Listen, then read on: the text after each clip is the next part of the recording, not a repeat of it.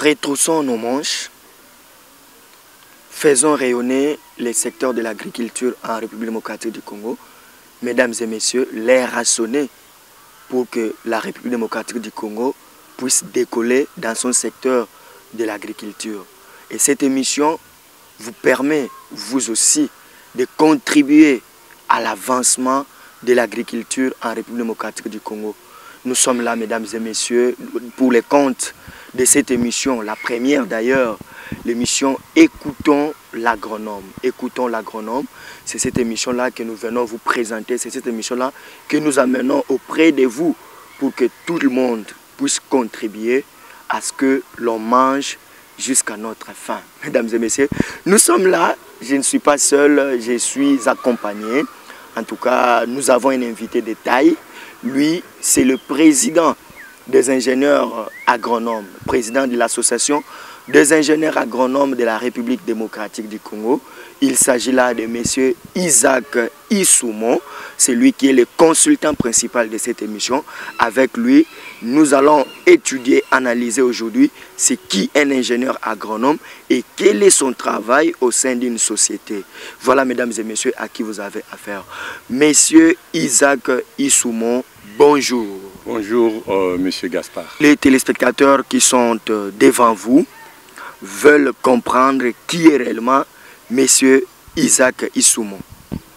Merci. Comme mon ami Gaspard vient de le dire, je me nomme Isaac Issoumou Bomboula. Je suis un ingénieur agronome. Je travaille au sein du ministère de l'Agriculture. Je suis coordonnateur national adjoint du service national des fertilisants intrants CONEX. Et je suis le président de l'association des ingénieurs agronomes du Congo. Voilà brièvement mes principales fonctions. Merci beaucoup, monsieur Isaac Issoumou. Je suis rassuré que les téléspectateurs qui nous suivent ont compris à qui ils ont affaire. En tout cas, nous devons retrousser nos manches. Nous devons reprendre le chemin de l'agriculture pour que la République démocratique du Congo puisse aller de l'avant. Et nous voulons faire de l'agriculture le poumon de l'économie de la République démocratique du Congo.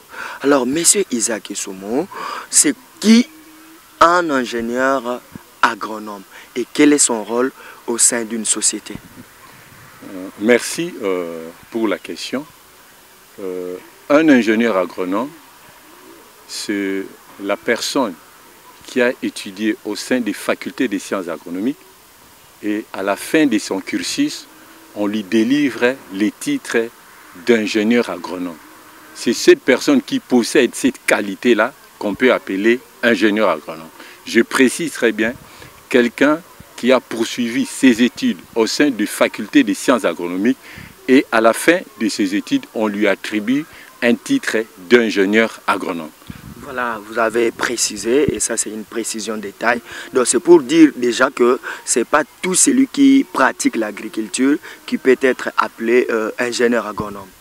Évidemment, ce n'est pas tout qui pratique l'agriculture, pas seulement pratiquer l'agriculture, mais ce n'est pas tout le monde qui a étudié les sciences agronomiques qu'on peut appeler ingénieur agronome. C'est ingénieur agronome, je précise, c'est celui qui a terminé les études au sein des facultés des sciences agronomiques et on lui a attribué son titre d'ingénieur agronome et qui lui permet d'exercer cette profession-là. Voilà. Merci beaucoup, monsieur Isaac Issoumou. Alors, quelle est l'importance, sinon le rôle d'un ingénieur agronome au sein d'une société? C'est une très bonne question. L'ingénieur agronome, par sa formation, c'est quelqu'un qui participe, c'est quelqu'un qui encadre, c'est quelqu'un qui conseille. Il conseille le gouvernement, il participe dans son secteur, dans le secteur de l'agriculture, et il encadre le paysan et tout producteur de l'agriculture. Donc, il joue un rôle de concepteur, il joue un rôle d'encadreur, il joue un rôle d'accompagnateur du gouvernement dans les secteurs de l'agriculture, c'est-à-dire dans la production agricole. Ici, nous voulons un peu, je ne sais pas moi, j'ai profité de l'occasion pour essayer un peu d'essayer de définir ce que c'est l'agriculture. L'agriculture, en son sens large, ce sont des activités économiques ayant trait à la gestion de sol, je peux dire des écosystèmes, pour produire, pour assurer une production animale, une production végétale. Dans la production animale, nous pouvons parler de la production aquacole et halieutique, la production piscicole et la production aquacole. Donc, ne confondons pas l'agriculture seulement à la production végétale. Ça, c'est restreindre les secteurs. Donc, l'agriculture, dans les sens actuels, dans les sens de notre formation d'ingénieur agronome, englobe la production animale, la production agricole, végétale et aussi la transformation de produits agricoles et aussi des gestions des écosystèmes qui servent à cette production. Merci beaucoup, Monsieur Isaac Soumodo. C'est là pour vous le dire tout simplement aussi que les ingénieurs agronomes, vous avez aussi pour rôle d'être comme étant la sentinelle du secteur de l'agriculture au sein d'une société. Évidemment, d'ailleurs, c'est au-delà du rôle de la sentinelle, puisque la sentinelle ne fait que surveiller. Mais nous sommes des acteurs principaux, puisque nous participons, on peut dire, de la fourche à la fourchette. Donc, dans toute cette procédure de la production agricole, l'ingénieur agronome a un rôle majeur à jouer. Moi, je me réfère un peu, et puis les rôles ultimes, surtout dans le pays tel que nôtre, l'éradication de la faim. Donc, notre mission... Là, vraiment, c'est très important ce que vous venez de toucher là. Oui, je dis bien, notre mission, ce n'est pas seulement produire, mais nous devons être capables de produire comme pour le moment, les besoins majeurs de notre nation, c'est éradiquer la faim. Donc notre mission, à ce niveau ici, nous devons participer activement pour éradiquer la faim. Mais sans pour autant voir les autres aspects, puisque nous entrons dans la transformation, nous entrons dans la production industrielle. Mais actuellement, tel que le pays traverse une crise, une insécurité alimentaire aiguë, nous avons un rôle majeur à jouer pour éradiquer cette faim. Vous avez un rôle majeur à jouer, Monsieur Isaac Soumo, les téléspectateurs qui nous suivent et même les autres aussi qui sont partout à travers le monde, parce que cette émission va passer aussi à travers le monde. Monsieur Isaac, est-ce qu'ici en République démocratique du Congo, nous avons la main-d'œuvre adéquate pour le décollage du secteur agricole? C'est-à-dire, en d'autres termes, je voulais parler de... Est-ce qu'il y a des écoles, des universités qui forment des ingénieurs agronomes? Mais comme je l'avais dit, on a essayé de définir déjà la fonction d'ingénieur agronome. Si par exemple nous tenons ici, nous parlons des ingénieurs agronomes, c'est qu'il y a des institutions dont la mission, l'État a attribué pour la formation des ingénieurs agronomes. Donc il y a des institutions et ça, personne ne peut l'ignorer. La première faculté des sciences agronomiques qui a été installée ici, c'était à l'université, l'actuelle université de Kinshasa. À cette époque, c'était l'université catholique de Louvanium. Donc, il y a des institutions spécialisées pour former les ingénieurs agronomes. Donc, pour vous dire quelques-unes? Oui, je commence par mentionner l'institution mère, puisque la faculté a été installée pour la première fois à l'université catholique de Louvanium. Et après, je pense bien vers les années 74, il a été transformé à Yangambi. Donc, nous sommes... ceux qui sont sortis de l'Institut facultaire des sciences agronomiques à Yangambi. Et pour raison d'histoire, sachez que ce pays est resté à peu près pendant, je pense, depuis la création de l'Université catholique de Louvanium jusqu'à 90, 92, 93, il n'y avait qu'une seule faculté des sciences agronomiques. Donc, voilà un peu. Mais en dehors de ça, actuellement, il y a des institutions à travers la République. Il y a des extensions. Il y a Lubumbashi, il y a par exemple la province de la Chopo. Il y a deux universités. Il y a l'université de Kisangani et la faculté des sciences agronomiques. Il y a l'université de Bunia qui a la faculté des sciences agronomiques. Il y a l'université catholique de Bukavu, il y a la faculté des sciences agronomiques. Congo central aussi. Oui. Et pas aussi proche de chez nous ici, c'est en Banzangoum, je pense. Il y a une faculté des sciences agronomiques, à Boma aussi. Donc c'est pour dire que la main-d'œuvre agricole ou encore l'expertise agricole ne pose pas problème déjà. En tout cas, l'expertise agricole agronomique, voilà. Agronomique ne pose pas problème. Comment ça, comment? Puisque non, nous citons que les universités nationales, mais il y a des confrères qui ont terminé en Belgique, en Chine, en Russie, aux États-Unis, un peu partout dans le monde, à travers l'Afrique, en Afrique du Sud, au Kenya, en Tanzanie, en Égypte, en Israël, en France, en Europe. Donc les ingénieurs agronomes, il y en a à suffisance. Donc les personnes qui ont la capacité de répondre aux défis de notre secteur, il y en a suffisamment. Merci beaucoup, monsieur Isaac. Est-ce que j'ai vraiment prévu une question? Est-ce que votre métier ou votre profession est réglementée? Votre profession, avez-vous l'ordre des ingénieurs agronomes, par exemple, de la République démocratique du Congo? Oui, notre profession, effectivement, pour le moment, nous fonctionnons avec les lois qui légifèrent le pays. Mais d'ici là, nous avons mis en chantier, ça fait pratiquement pendant 5 ans qu'on préparait avec beaucoup que dirais-je, on a tapé par-ci, par-là, mais cette fois-ci, avec des confrères qui sont au Parlement, l'ordre sera bientôt là, puisqu'on avait travaillé avec des confrères longuement là-dessus. La proposition de loi que nous avons proposée au cabinet du ministre où nous avons été appelés, qui était venu de l'Assemblée nationale. Et là, je profite de l'occasion pour féliciter tous les confrères qui ont participé à ce travail. Je commence d'abord par les initiateurs, puisque ça fait au moins 5 ans que ce projet existe. Les ingénieurs Lokinda, Faustin, le professeur Sylvain, Lokinda c'est un professeur aussi, notre confrère Sylvain, ils étaient à la présidence du cabinet sortant. Et puis nous, du ministère de l'Agriculture, il y a le directeur général de Eaux et Forêts, l'ingénieur José Ilanga, il y a les amis Pascal Mavungu, Didier Pingana ainsi que les autres, et moi-même, Vumbi.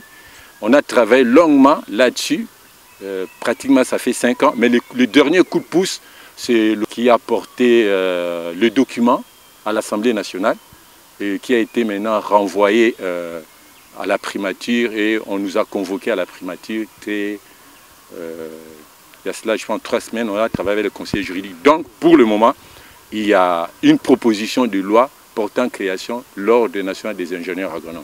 Monsieur Isaac Issoumou, j'aimerais que nous soyons un peu concrets. Les téléspectateurs nous suivent, sinon ils vont nous taxer d'être toujours des discoureurs, de gens qui font des théories grandioses apprises à l'université. Qu'est-ce que vous faites concrètement, vous, les ingénieurs agronomes, pendant que la population congolaise meurt de faim chaque jour? La malnutrition, on en parle par-ci, par-là, on ne sait pas se nourrir. Qu'est-ce que vous faites concrètement, vous, les ingénieurs agronomes? Ok, les ingénieurs agronomes travaillent. Qu'est-ce qu'ils font? Ce que nous devons comprendre, le travail de l'ingénieur agronome a plusieurs volets. La grande majorité des ingénieurs agronomes qui sont dans les secteurs de l'administration publique, et c'est là où la majorité ont tenté de prester.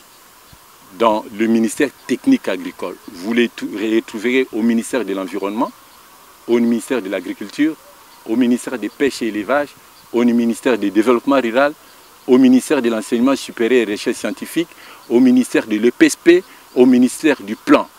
Voilà, ça ce sont les gros lots. Effectivement, le problème qui se pose, puisque la majorité, il est dans le secteur public, oui, et il travaille. Mais sauf que l'utilisateur, il ne met pas les moyens adéquats pour que l'expertise agricole du secteur puisse se manifester. Quand vous parlez de l'utilisateur, là, l'utilisateur des ingénieurs agronomes, c'est qui concrètement? C'est l'État congolais. Lorsque l'État congolais ne dispose pas des moyens adéquats à tous les experts qui sont dans les différents ministères, qui sont appelés à résoudre le problème agricole, c'est ainsi quelque part les gens pensent que les ingénieurs agronomes ne travaillent pas. Donc c'est comme si vous êtes un peu marginalisé, on ne vous donne pas du travail, on ne vous considère pas même dans la prise de décision qui concerne le secteur de l'agriculture. Effectivement, ce que nous pouvons dire dans un premier temps, que dirais-je, on n'écoute pas, on n'écoute pas la voix du technicien, de l'ingénieur agronome. Voilà pourquoi l'émission Écoutons l'agronome est là. Effectivement, cette émission, la particularité c'est quoi? Nous allons entendre l'expert ingénieur agronome parler selon la vision qu'il a. Voilà. Comment un technicien agronome comprend les défis qui se posent dans notre pays et quelles sont les réponses appropriées à ces défis-là. Donc lorsque nous parlons ici, nous n'engageons pas l'État congolais. L'État congolais, c'est le ministère de l'Agriculture, le ministère des Pêches et l'Élevage, tout. Mais ici, nous engageons l'ingénieur agronome. Donc nous allons dire ceci. J'ai dit que dans le secteur public, l'État, mais il y a un secteur privé où aussi les ingénieurs agronomes sont en train de prester. Oui. Si vous regardez toutes les sociétés agro-industrielles, l'explantation Les Verts, vous verrez les gens qui sont à Yali Gimba, à Lokutu, à Ingende, dans les différents Boussira Lomami, vous verrez les gens qui travaillent et qui sont réellement, qui répondent aux désirs de leur employeur. Mais le grand problème, lorsqu'on veut juger l'ingénieur agronome, en fonction de ses attributions à l'État, c'est là où il y a des couacs. À part cela, il y a l'ingénieur agronome aussi, bien qu'ils ne sont pas nombreux, qui sont sur terrain dans les secteurs privés pour leur propre compte. Et là, vous verrez réellement ce que les ingénieurs agronomes sont en train de faire. Donc vous êtes en train de travailler, mais en quelque sorte, disons que vous êtes un peu étouffé par l'État qui ne vous donne pas des moyens adéquats et qui ne vous utilise pas comme il fallait. Je pense que c'est ça. Le drame, c'est quoi? Oui. Nous ne sommes pas convaincus. Ici, je parle en tant que président de l'association des ingénieurs agronomes du Congo. Voilà. Nous ne sommes pas convaincus de les déclarations politiques et les actes sur terrain. Pourquoi? Comment on peut louer à un secteur comme de l'agriculture un budget de 4%? Et ce budget-là, lorsqu'on veut exécuter ça, c'est à 2%. Et qui n'est pas libéré à temps. Mais comment l'ingénieur agronome du secteur public, vous pouvez les juger déjà dans ces conditions de travail-là? C'est-à-dire même le ministère de l'Agriculture déjà a des moyens qui ne suffisent pas. Évidemment, les moyens ne répondent pas aux défis. Et si les moyens ne répondent pas aux défis, et les moyens ne sont pas suffisants et ne sont pas libérés au temps opportun. Donc, ce qui veut dire que c'est comme un malade. On amène un malade à l'hôpital, on dit il fait la fièvre et il faut qu'on puisse l'injecter un anti-inflammatoire, je pense, un dipyrone.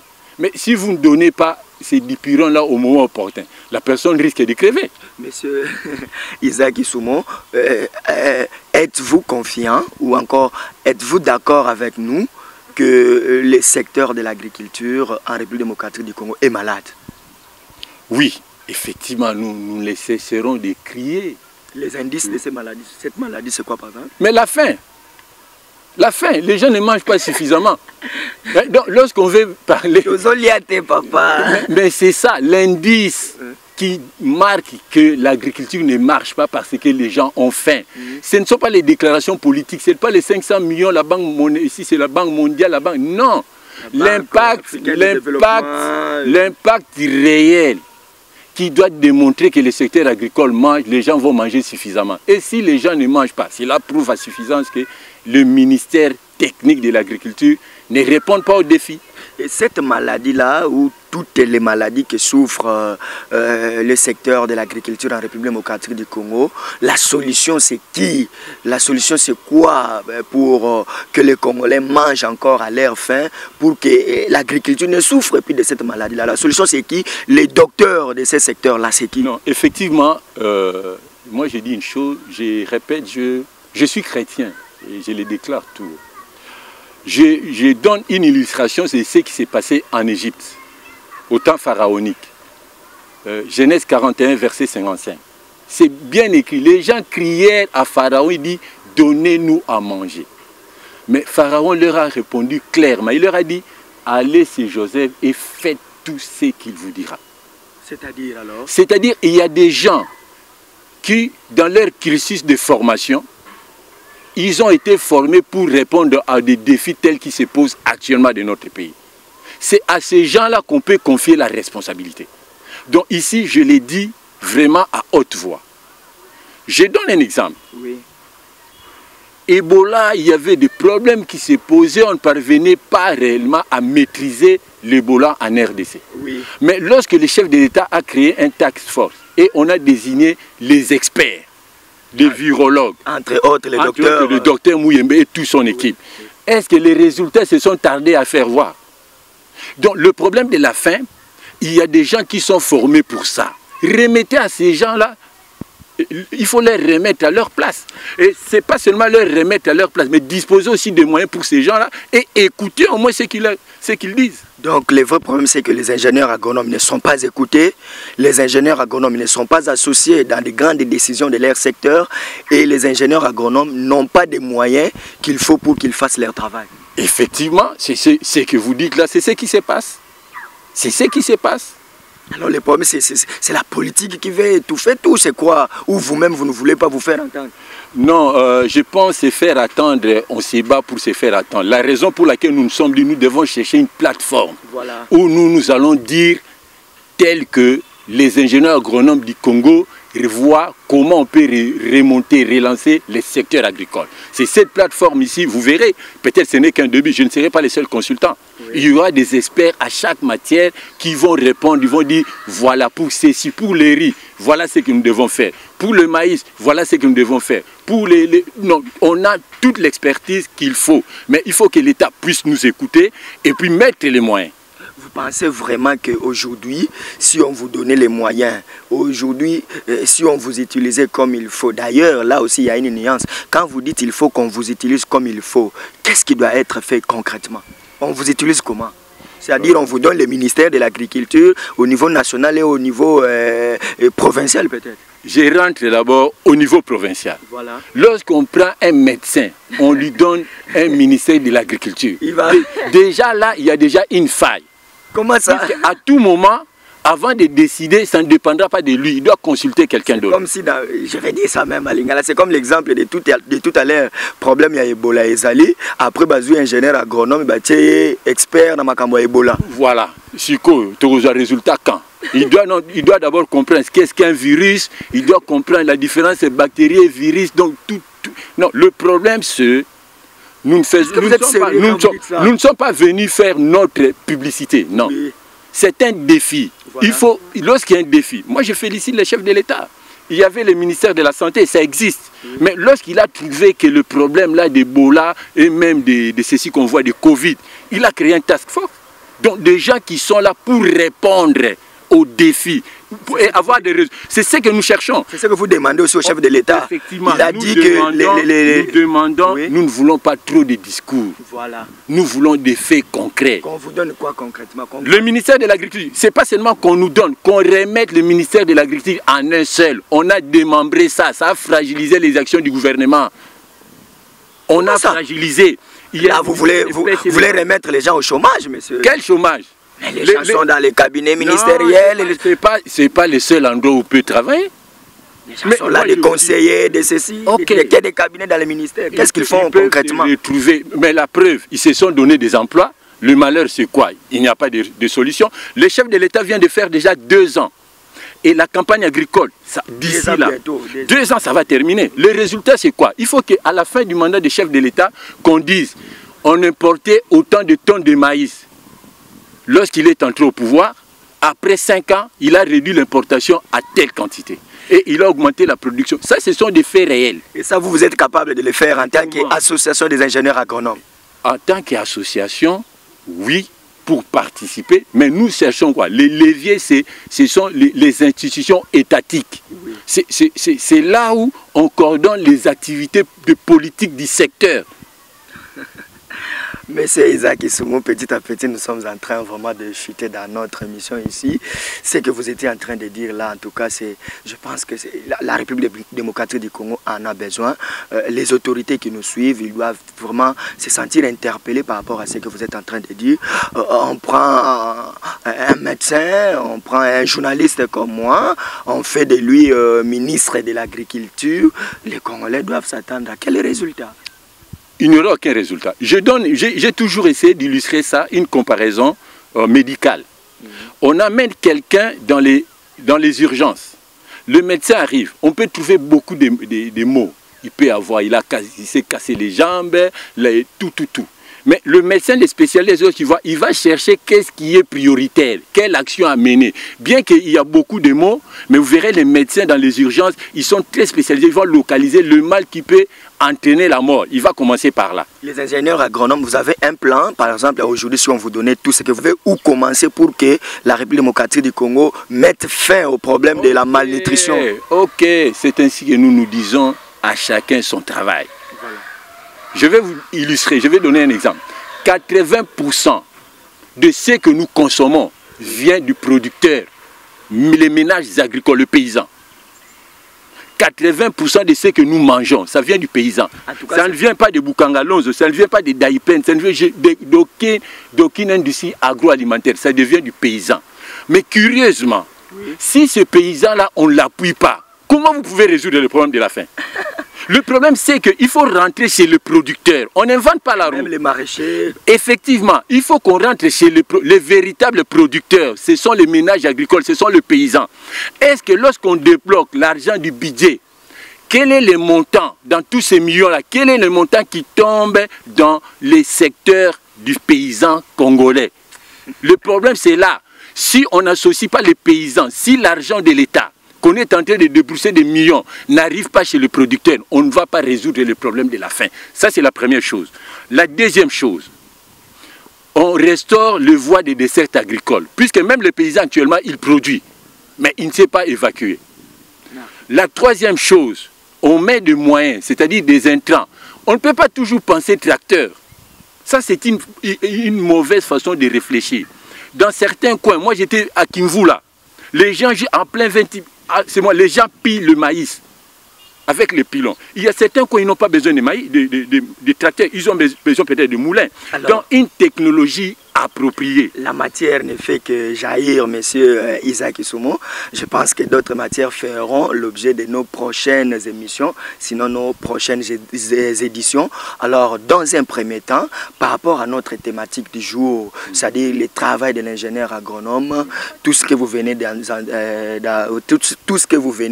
d'épingler ici, qu'est-ce que nos téléspectateurs peuvent retenir du secteur de l'agriculture, de l'ingénieur agronome et des moyens qu'il a besoin? Ok, merci. On va essayer de nous exercer pour résumer. Oui.